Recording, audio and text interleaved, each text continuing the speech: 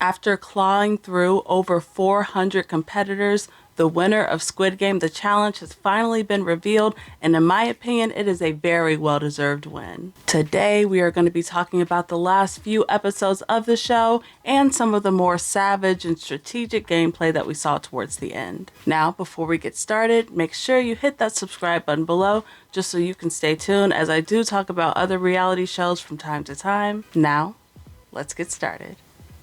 So after the glass bridge game was over, we are down to the wire with only 12 players remaining. And since there's not really a lot of people, we get to see these players highlighted a lot more. For example, there seems to be this really tight friendship bonding between Phil and Sam. Now we have seen them planning and plotting together in the past, but now it's looking like they're the only two players left in their alliance standing. Another close alliance is between Mai and Chad, who have also been scheming together for a while now. We actually see these two make a final 2 deal together, which I love the idea of, but how they plan to pull this off in a game of luck, I do not know. Ashley is also starting to feel a little bit worried after that last challenge. All of her allies are now gone, and now she's starting to get worried for herself. Which does kind of make sense because for $4 million, I was kind of expecting these players to be a little bit cutthroat. I was definitely expecting some bitterness after the glass bridge incident, but as we're about to see, these people are just playing way too nice. You see, the twist with the dice game is that you can either choose yourself or someone else to be in danger. And since this group is all about playing nice and playing with teamwork, they all agreed to nominate themselves in order to ensure their own fate in the game. Again, this is very wholesome and all, but again, I hated this. I mean, I couldn't stand it. These people are supposed to be playing for $4.5 million, the largest pot in reality TV history. So personally, I want to see a little bit of action. I want to see people fight for the money. And yes, I want to see people be a little bit mean to each other because ultimately it makes for better TV and it makes for a better story. You see, Mai's got the right idea. She was selected to go first because everybody thinks that she's the most fair, but instead she decides to step into her villain bag one more time and nominate Ashley instead of herself. As a team yesterday, we needed everyone to be part of it. And I'm sorry, Ashley, I have to nominate you. You see, I love this move from Mai, just like I love the retaliation from Ashley. These two ladies are two of my favorite players because they are putting themselves first and they're also making excellent TV in the meantime. So props to both of these ladies for playing for themselves, even though they are on opposite sides of the game. In the end, they both end up surviving the dice game and they kind of sort of make amends afterwards. I don't know what you saw or didn't see, but your girl was out front. Yeah. And I took that chance. I know. Maybe my misperception.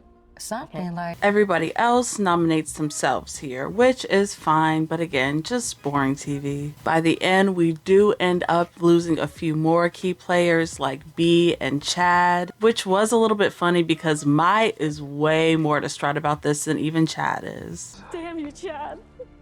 No!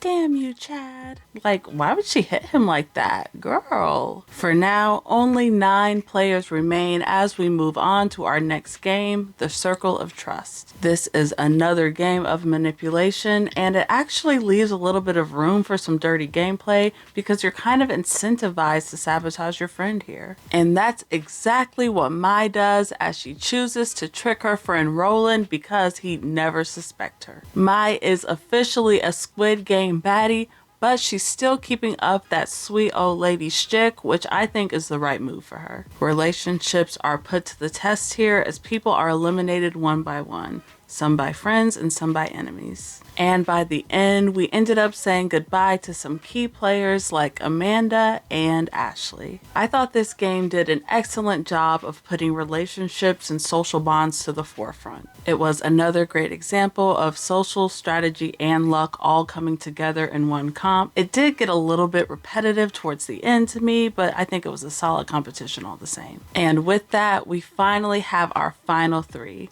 Phil, Sam, and Mai. We know that Phil and Sam are pretty tight and that Mai is an outlier here. People have seen the shadier side of her gameplay, and they know that she is capable of being cutthroat as she should be. The final three are now all gonna head off to dinner and to their next game. This next game is pretty simple, and each player will simply press one button that will secure their fate. Now, the producers did throw a little bit of social strategy in here because there is an option for someone to choose their final two partner, but unfortunately it just doesn't come down to that. Sam ends up hitting that red elimination button, ultimately sealing his own fate. This was really sad to watch, especially after hearing his backstory and seeing his friendship with Phil develop throughout the series, but that is just the game. I thought this game was pretty weak overall. It definitely wasn't that interesting to watch, especially compared to some of the bigger grand competitions we had towards the beginning of the season. But still, it was a pretty quick and simple way to get the final three down to the final two,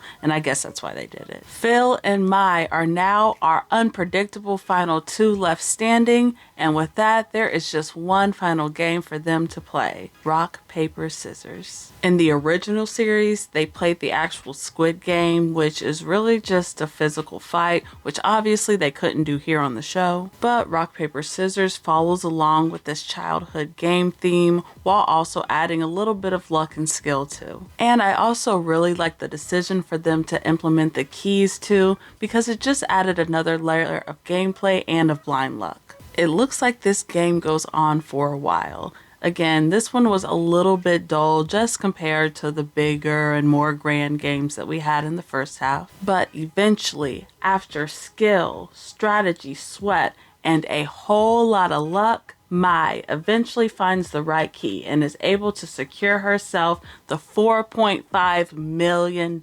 jackpot. Wow, what a crazy ride. First of all, congrats to Mai. She was warm when she needed to be. She was selfish when she needed to be. She's the type of villain you just want to root for, man. This game isn't really about skill or fairness. There are way too many players and way too many variables where anybody can go anytime for that to be true. When you have 456 people, the winner is simply going to be the luckiest person in the room. And in this case, it also happened to be one of the most cutthroat. Look, Phil seems like a genuine, sweet dude, and he could have easily gotten lucky with his key early on and won the whole thing, which would have been great, but my story of strategy and villainous moves throughout the season told a much better overall story to me. In fact, throw her in the Big Brother house together with Ashley and let's see what they do. Of course, I want to know, what did you all think of the finale of this wild show? Did you love Mai as our winner, or would you rather it have been someone else instead? Let me know in the comments below. This show has already been renewed for a second season because people cannot stop talking about it. I mean, the amount of controversy this show has created is just insane, and the gameplay was pretty mild to me compared to most other shows out there. Once again, make sure you hit that subscribe button below if you have not already, because I will be around to talk about other reality shows too from time to time. I will talk to you all later, but until next time, peace.